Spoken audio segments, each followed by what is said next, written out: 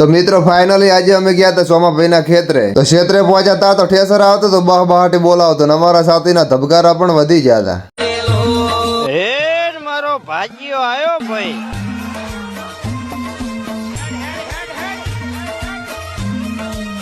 તો આ પડ્યા અમે ઘઉં ઘટાવાના હતા ને ઠેસર પણ આવી ગયું હતું. તો ભરતીયું પૂરેપૂરું હલવાઈ ગયું હતું અને આ પણ મારો બેટો ધીમે ધીમે કાસબાની જેમ નજીક જ આવતું હતું, શેઠું જાતું જ નતું.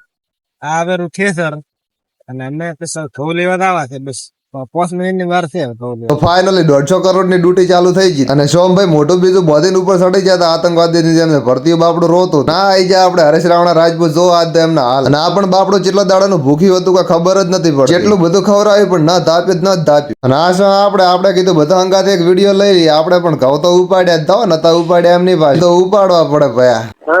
વિમલ એક બંધ કરો બી હું ખાવાનું ચાલુ કરું. પતિ ગયો હશે તો હવે બસ તો ખૂબ દાડો ખાવ તો હું ખૂબ ખાઈ.